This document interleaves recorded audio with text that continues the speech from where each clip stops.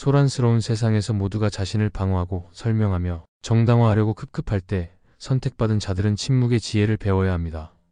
침묵 또한 하나의 언어입니다. 예수님은 마태복음 7장 6절에서 이 지혜를 보여주셨습니다. 예수님은 이렇게 말씀하셨습니다. 거룩한 것을 개들에게 주지 말고 너희 진주를 돼지 앞에 던지지 말라. 그들이 그것을 발로 밟고 돌이켜 너희를 찢을까 염려하라. 예수님은 여기서 실제 돼지나 개를 말씀하시는 것이 아닙니다. 예수님은 행동과 태도가 너무나 왜곡된 사람들을 묘사하신 것입니다. 그들과 대화하는 것은 진주를 돼지에게 먹이는 것과 같다는 뜻입니다. 여러분의 삶에도 어둠과 사단의 영향을 받은 사람들이 있습니다. 아무리 자신을 설명해도 그들은 여러분을 오해하고 여러분의 말을 짓밟고 심지어 공격할 것입니다. 여기 진실이 있습니다. 모든 싸움이 여러분이 싸워야 할 싸움은 아닙니다. 모든 사람이 여러분의 설명을 받을 자격이 있는 것도 아닙니다. C.S. 루이스는 이렇게 말했습니다. 침묵받을 자격이 있는 사람에게는 말을 낭비하지 말라. 때로는 가장 강력한 말은 아무 말도 하지 않는 것이다. 침묵은 여러분의 가장 강력한 무기입니다. 사랑하는 형제 자매 여러분, 이 영상에서 저는 왜 침묵이 가장 강력한 방패가 되는지 알려드리겠습니다. 침묵은 사단과 싸우는 사람들에게 맞서는데 가장 강력한 방패입니다. 사단의 영향을 받은 사람과 대화할 때 여러분은 단 한 사람과 대화하는 것이 아닙니다. 그 사람 안에서 작용하는 모든 영들과 대화하는 것입니다. 침묵이 어떻게 여러분의 힘을 보존하고 영적 권위를 보호하며 소음으로 가득한 세상에서 여러분을 한 단계 높이는지 배우게 될 것입니다. 잘 집중해서 보세요. 이 메시지는 보이지 않는 싸움이 가득한 세상에서 여러분이 어떻게 살아가야 할지 완전히 변화시킬 것입니다. 본격적으로 메시지에 들어가기에 앞서 구독과 좋아요는 돈이 들지 않습니다. 여러분들의 구독과 좋아요가 복음을 전하는 데 있어서 큰 힘이 되고 있습니다. 감사합니다. 그럼 시작하겠습니다. 우리는 사람들로 둘러싸인 물리적인 세상에 살고 있습니다. 그러나 사람들은 우리를 상처주고 오해하고 우리의 말을 왜곡하거나 우리에게 반대할 수 있습니다. 자연스럽게 우리는 그들을 문제의 원인으로 생각합니다. 그러나 사도 바울은 우리 눈에 보이는 것 이상의 일이 배후에서 일어나고 있다고 상기시켜줍니다. 싸움은 여러분 앞에 서 있는 사람이 아닌 그들을 통해 작용하는 영적 세력들과의 싸움입니다. 이 진리를 깨닫지 못하면 우리는 사람들과 싸우는데 에너지를 낭비하고 진짜 적은 아무런 방해 없이 활동하게 될 것입니다. 이런 일이 어떻게 진행되는지 잘 아실 겁니다. 누군가가 여러분에게 깊은 상처를 줄 만큼 말하거나 여러분의 말을 본래 의도와 다르게 왜곡합니다. 여러분은 자신을 설명하고 오해를 풀고 자신의 행동을 정당화하려고 노력합니다. 하지만 이상하게도 말을 더 많이 할수록 상황은 더 나빠집니다. 그 이유는 때로는 여러분에게 저항하는 것이 그 사람이 아니라 그 사람 뒤에서 작용하는 영이기 때문입니다. 예수님도 마리아 막달라와의 만남에서 이 현실을 경험하셨습니다. 성경은 누가복음 8장 2절에서 마리아 막달라에게 7마리 악령이 있었다고 말합니다. 잠시 생각해 보세요. 7개의 다른 성격과 의제를 가진 비물질적인 영들이 그녀의 삶에서 작용하고 있었습니다. 그녀가 해방되기 전 누구든 마리아와 대화하려 하면 그녀와만 대화하는 것이 아니라 8개의 자아와 마주했던 것입니다. 마리아와 그 안에 있는 7 악령들 말입니다. 오늘날에도 동일합니다. 여러분 삶에는 혼자 움직이는 것이 아닌 사람들이 있습니다. 그들의 태도, 행동, 말은 영적 영역에서 어둠의 세력에 의해 영향을 받거나 왜곡되거나 통제될 수 있습니다. 여러분이 그들과 대화를 나누거나 자신을 설명하려고 노력할 때 마치 벽에 부딪히는 것 같은 느낌이 들 것입니다. 왜냐하면 여러분은 단순히 한 사람과 대화하는 것이 아니라 여러 존재와 대화하고 있기 때문입니다. C.S. 루이스는 이렇게 말했습니다. 우리 인류가 악마들에 대해 빠질 수 있는 2가지 상반된 오류가 있다. 하나는 그들의 존재를 믿지 않는 것이고 다른 하나는 그들의 존재를 지나치게 믿으며 비정상적으로 관심을 가지는 것이다. 많은 기독교인들이 이 2 오류 중 하나에 빠집니다. 즉, 영적 전쟁의 현실을 완전히 무시하거나 반대로 두려움에 사로잡혀 그것에 집착하게 됩니다. 진실은 악령들이 실제로 존재하지만 이미 패배했다는 것입니다. 우리의 임무는 그들을 두려워하는 것이 아니라 그들의 활동을 분별하고 그리스도가 우리에게 주신 권위 안에서 서는 것입니다. 진정한 싸움이 영적인 싸움이라는 것을 깨달으면 더 이상 이를 개인적으로 받아들이지 않게 됩니다. 사람의 말에 너무 상처받지 않게 되고 그것이 단순히 그 사람만의 문제가 아니라는 것을 인식하게 됩니다. 또한 자신을 방어하는 데 시간을 낭비하지 않게 되고 그 시간을 기도로 싸우는 데 사용할 수 있게 됩니다. 마가복음 1장 25절에서 예수님께서 귀신 들린 사람을 만났을 때 그 귀신이 이렇게 말했습니다. 나사렛 예수여, 우리가 당신과 무슨 상관이 있나이까? 우리를 멸하려 왔나이까? 이 예수님은 어떻게 대답하셨나요? 귀신과 논쟁을 벌이셨나요? 자신의 사명을 설명하며 귀신을 설득하려 하셨나요? 아닙니다. 예수님은 귀신을 꾸짖으시며 말씀하셨습니다. 잠잠하고 그 사람에게서 나오라. 예수님은 귀신을 침묵시키셨습니다. 귀신이 말하거나 논쟁을 벌이거나 상황을 조작할 기회를 주지 않으셨습니다. 왜냐하면 귀신들은 정보를 수집하여 그것을 우리를 공격하는 데 사용하기 때문입니다. 귀신들은 하나님처럼 전지전능하지 않습니다. 모든 것을 알지는 못하지만 듣고 질문하며 우리가 말하도록 유도합니다. 우리의 말을 통해 나중에 우리를 공격하기 위한 정보를 얻으려는 것입니다. 여기 우리에게 실용적인 진리가 있습니다. 적은 모든 것을 알 필요가 없습니다. 영적으로 타락한 사람들에게 자신을 설명하려고 하지 마세요. 여러분의 행동을 왜곡할 사람들에게 변명하려고 하지 마세요. 예수님처럼 여러분도 침묵을 선택할 수 있습니다. 침묵을 지키면 평화와 권위를 보존할 수 있습니다. 적이 유리한 고지를 차지하지 못하도록 막을 수 있습니다. 댓글에 하나님께서 나를 지켜주실 것입니다 라고 적어보세요. 한번 생각해보세요. 지금 느끼고 있는 감정적, 영적 피로 중 일부는 잘못된 싸움을 싸웠기 때문입니다. 여러분은 자신을 설명할 자격이 없는 사람들에게 자신을 방어하느라 힘을 소진했습니다. 하나님께서 싸우라고 부르지 않으신 논쟁에 참여하느라 에너지를 낭비했습니다. 만약 악마가 여러분이 싸우는 것을 멈추게 할 수 없다면 잘못된 싸움으로 여러분을 산만하게 만들 것입니다. 악령들과 싸워야 할 대신 사람들과 싸우게 될 때 하나님의 보호와 공급에서 벗어나게 됩니다. 예를 들어 에덴 동산에서 하나님은 아담과 하와에게 명확한 명령을 주셨습니다. 선악을 알게 하는 나무의 열매는 먹지 말라. 내가 먹는 날에는 반드시 죽으리라. 이는 조건이 붙은 명령이었습니다. 그러나 뱀은 하와와 대화를 시도했습니다.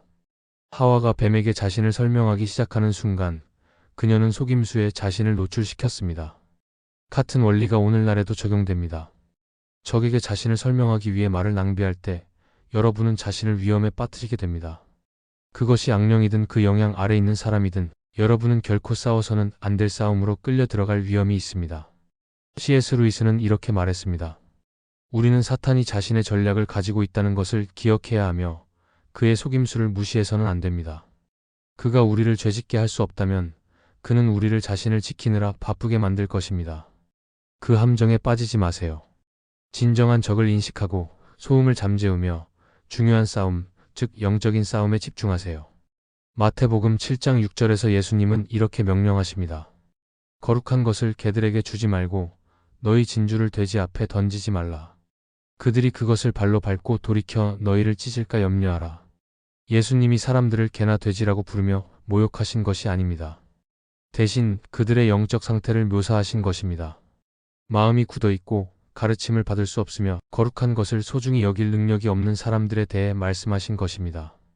하나님께서 주신 지혜의 진주를 받아들일 수 없는 사람들에게 나누려고 할 때 여러분은 소중한 것을 진흙 속에 던지는 것입니다. 그들은 그것을 짓밟아버릴 뿐만 아니라 더 나아가 여러분을 공격하기도 합니다. 그렇다면 여러분의 진주는 무엇일까요? 그것은 하나님께서 여러분에게 맡기신 거룩한 것들입니다. 여기에는 하나님께서 여러분에게 계시하신 지혜, 여러분의 삶에 부어주신 기름 부음, 평화, 에너지, 꿈, 그리고 사명이 포함됩니다. 이런 것들은 그것을 이해하거나 소중히 여길 줄 모르는 사람들에게 함부로 던져져서는 안 됩니다. 하나님의 선물은 거룩한 것이며 마땅히 그렇게 대우받아야 합니다. 하나님께서 여러분에게 주신 강력한 말씀을 누군가와 나누었지만 그것이 조롱당하거나 왜곡되거나 무시당한 적이 있습니까? 여러분이 누군가가 이해할 것이라고 믿고 마음을 쏟아냈지만 그 취약성이 결국 무기가 되어 돌아온 적이 있습니까? 이것이 바로 진주를 돼지 앞에 던지는 것이 어떤 결과를 가져오는지 보여줍니다. 예수님은 여기서 우리에게 매우 강력한 교훈을 주고 계십니다. 여러분이 가지고 있는 진리를 모든 사람이 준비된 상태로 받아들일 수 있는 것은 아닙니다. 하나님께서 여러분에게 주신 계시를 모든 사람이 감당할 수 있는 것도 아닙니다. 어떤 경우에는 그것이 단순히 이해 부족에서 비롯된 거절이 아니라 영적 저항이기도 합니다. 여러분은 거룩한 것을 마음이 준비되지 않은 사람에게 제공하고 있는 것입니다. 그러면 여러분의 진주는 짓밟히게 될 것입니다. 여러분이 나누는 지혜, 평화, 그리고 거룩한 진리가 무시당하고 조롱당하며 평가절하될 것입니다. 이것은 단순히 상처를 주는 것을 넘어서 여러분을 낙담시키고 좌절하게 만들 수 있습니다.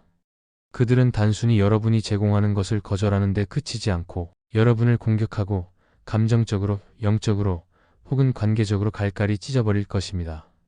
잘못된 사람들에게 자신을 설명하려고 할 때 여러분은 적에게 발판을 제공하는 것입니다.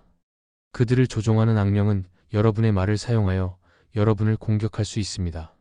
많은 사람들이 관계, 직장, 심지어 사역에서 이와 같은 경험을 했습니다.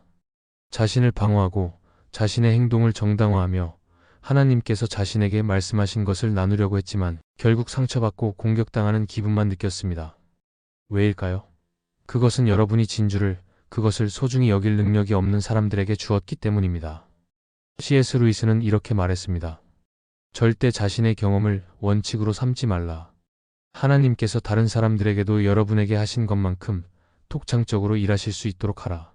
모든 사람이 여러분과 같은 여정을 걷고 있는 것은 아닙니다. 어떤 사람들은 여러분이 지니고 있는 진리를 받아들일 준비가 되어 있지 않습니다. 어떤 사람들은 영적 어둠에 너무 깊이 묶여 있어 여러분이 전하려는 말을 들을 수도 이해할 수도 없습니다. 여기 실질적인 진리가 있습니다. 모든 대화가 가치 있는 것은 아닙니다. 침묵은 약함이 아니라 지혜입니다. 여러분의 말을 소중히 여기지 않는 사람들에게 자신을 설명하는 것을 멈출 때 여러분은 평화, 에너지, 그리고 기름 부음을 지킬 수 있습니다. 예수님은 침묵의 본을 보여주셨습니다. 마태복음 27장 14절에서 예수님이 빌라도 앞에 섰을 때 침묵을 지키셨습니다. 빌라도는 혼란스러워하며 물었습니다. 그들이 너를 고발하는 말을 듣지 못하느냐? 그러나 예수님은 어떤 변호도 하지 않으셨습니다. 왜냐하면 빌라도는 예수님의 사명을 이해할 영적 준비가 되어 있지 않았기 때문입니다. 예수님은 진리를 받아들일 수 없는 사람에게 자신을 정당화하려고 말을 낭비하지 않으셨습니다. 그러니 과도하게 공유하지 마세요. 모든 사람이 여러분의 생각, 계획, 꿈을 알 필요는 없습니다. 누가 진리를 받아들일 준비가 되어 있는지, 누가 아닌지 분별하는 법을 배우세요. 의심이 들 때는 침묵하세요.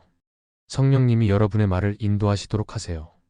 예수님은 진주를 돼지 앞에 던지지 말라고 경고하셨지만 동시에 굶주리고 받아들일 준비가 된 사람들과 나누는 것의 중요성을 몸소 보여주셨습니다. 예수님은 제자들에게 깊이 투자하셨습니다. 그들은 배우려고 마음을 열어놓았기 때문입니다. 예수님은 군중에게는 비유로 말씀하셨지만 더 깊은 계시는 듣기를 원하는 사람들에게만 나누셨습니다. 스스로에게 물어보세요. 이 사람이 내가 나누려는 것을 받아들일 준비가 되어 있는가? 그렇지 않다면 여러분의 진주를 간직하고 다음으로 나아가세요. 하나님께서 하나님의 때에 그들에게 진리를 드러내실 것을 믿으세요. 이사야 30장 15절은 이렇게 말합니다. 너희가 돌이켜 안식하여야 구원을 얻을 것이요. 조용히 하고 신뢰하여야 힘을 얻을 것이라. 침묵은 회피도 아니며 약함도 아닙니다. 그것은 영적 전쟁에서 여러분이 가진 가장 강력한 도구 중 하나입니다. 침묵은 하나님에 대한 신뢰의 표현이며 여러분의 힘을 보존하고 분별력을 얻는 통로입니다. 침묵의 힘을 이해하면 불필요한 싸움에 에너지를 낭비하지 않고 하나님의 음성을 듣는 법을 배울 수 있습니다. 많은 사람들은 침묵을 수동적인 것으로 생각합니다. 즉 침묵을 지키는 것이 패배를 의미한다고 여깁니다. 그러나 예수님은 침묵이 종종 가장 강력한 응답이 될 수 있음을 가르쳐 주셨습니다. 예수님이 빌라도 앞에서 거짓 고소를 받고 자신을 오해하는 사람들로 둘러싸여 있었을 때 마태복음 27장 14절은 이렇게 말합니다. 예수께서 한마디도 대답하지 아니하시니 예수님은 자신을 변호하지 않기로 선택하셨고 이를 통해 아버지의 계획에 대한 절대적인 신뢰를 보여주셨습니다. 이 침묵은 패배의 침묵이 아니라 승리의 침묵이었습니다. 예수님은 빌라도가 진정한 적이 아니며 자신의 목적을 이해하지 못하는 사람에게 에너지를 낭비할 생각이 없으셨습니다. 대신 예수님은 힘을 십자가를 위해 아끼셨고 그곳에서 진정한 싸움이 승리로 끝났습니다. 반대에 직면했을 때 조용히 있을 수 있다는 것은 엄청난 자유를 줍니다. 여러분을 이해하지 못하는 사람들에게 자신을 설명하는 것을 멈출 때 여러분은 이렇게 말하는 것입니다. 하나님, 내가 이것을 처리하도록 당신을 신뢰합니다. 침묵은 항복의 행위가 됩니다. 여러분이 더 이상 스스로를 위해 싸우지 않음을 선언하는 것입니다. 왜냐하면 하나님께서 여러분을 위해 싸우고 계시기 때문입니다. 이와 마찬가지로 우리 중 많은 사람들이 지치는 이유는 단지 육체적으로 과로했기 때문이 아니라 감정적으로 소진되었기 때문입니다. 누구든 단 한 번의 논쟁, 한 번의 답답한 대화 또는 누군가가 여러분의 말을 왜곡하는 일만으로도 완전히 지쳐버릴 수 있습니다. 왜냐하면 감정적인 소모는 신체적인 피로로 이어지기 때문입니다. 한번 생각해 보세요. 어떤 사람들은 손가락 하나 까딱하지 않고도 여러분의 에너지를 소진시키는 능력이 있음을 느낀 적이 있지 않으신가요? 여러분은 몇 시간을 들여 자신을 방어하고 행동을 정당화하며 진심을 설명하려 노력하지만 결국 그들은 이해하지 못합니다. 더 나쁜 것은 설명할수록 상황이 더 악화된다는 점입니다. 그들은 여러분을 오해하고 말을 왜곡하며 여러분을 더욱 답답하게 만듭니다. 바로 이 순간에 침묵이 필요합니다. 침묵을 지킬 때 여러분은 거룩한 것을 보호하고 평화를 보존하며 힘을 아낄 수 있습니다. 모든 싸움이 말을 필요로 하는 것은 아닙니다. 모든 사람이 여러분이 전하려는 진리를 받아들일 준비가 되어 있는 것도 아닙니다.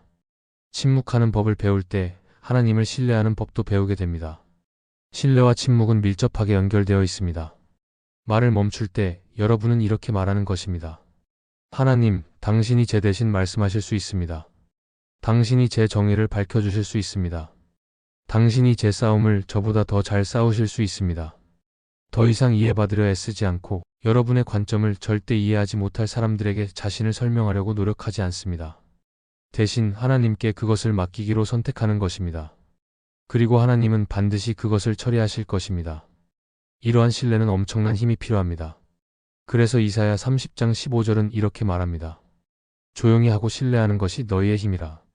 세상은 우리에게 큰 소리로 외치고 더 강하게 싸우고 자신을 방어해야 힘이 생긴다고 말합니다. 그러나 하나님의 나라에서는 힘이 종종 침묵 속에서 발견됩니다. 침묵에는 또 다른 차원이 있습니다. 그것은 분별력을 날카롭게 만듭니다. 말을 멈출 때 여러분은 듣기 시작합니다. 사람들을 듣고 상황을 듣고 무엇보다도 하나님을 듣습니다. 가장 깊은 계시는 우리가 말할 때가 아니라 하나님 앞에서 조용히 있을 때 주어집니다. 기도 중 침묵할 때 하나님께서 말씀하실 공간을 제공합니다. 그 조용한 순간들 속에서 성령님은 여러분이 이전에는 보지 못했던 것을 드러내기 시작합니다. 여러분은 상황의 본질을 깨닫기 시작합니다. 누가 진리를 말하고 있는지, 누가 거짓의 영향을 받고 있는지 알게 됩니다. 논쟁할 필요가 없습니다. 그들의 행동이 모든 것을 드러내기 때문입니다. 이것이 현실입니다. 여러분이 침묵할 때 사람들은 종종 스스로를 드러냅니다. 여러분이 말을 멈추면 그들이 말을 시작합니다. 어떤 사람들은 여러분이 물러서서 그들에게 말을 맡겨야만 그들의 진정한 동기를 드러낼 수 있습니다. 침묵은 단순히 여러분이 말하는 것에 관한 것이 아닙니다. 그것은 다른 사람들이 스스로를 드러내도록 허락하는 것과도 관련이 있습니다. 침묵은 또한 영적 전쟁에서 승리하는 방법입니다. 적이 여러분이 싸우는 것을 막을 수 없다면 그는 잘못된 싸움으로 여러분을 산만하게 만들 것입니다. 주권들과 권세들과 싸워야 할 대신 사람들과의 논쟁에 에너지를 낭비하게 될 것입니다. 하지만 여러분이 침묵을 지키면 적의 게임에 말려들지 않게 됩니다. 대신 한 발 물러서서 영적으로 싸우게 됩니다. 얼마나 많은 시간을 여러분을 이해하지 못할 사람들에게 자신을 방어하느라 낭비했습니까? 얼마나 많은 에너지를 여러분을 지치고 좌절하게 만드는 논쟁에 쏟아부었습니까? 침묵은 여러분을 이러한 악순환에서 자유롭게 해줍니다. 침묵은 여러분의 에너지를 진정한 싸움, 즉 영적 싸움에 집중하게 합니다. 침묵은 패배가 아닙니다. 그것은 하나님께서 여러분을 위해 승리하실 수 있도록 내어드리는 것입니다. 한 발 물러서서 하나님께서 개입하실 수 있게 하는 것이며 여러분의 힘을 보존하여 정말 중요한 싸움에 대비하게 하는 것입니다. 그것은 하나님께서 여러분을 방어하시고 보호하시며 그의 완벽한 타이밍에 진리를 드러내실 것을 신뢰하는 것입니다. 침묵은 약함이 아니라 지혜입니다. 그것은 신뢰의 무기이며 힘의 보존이고 분별력의 도구입니다.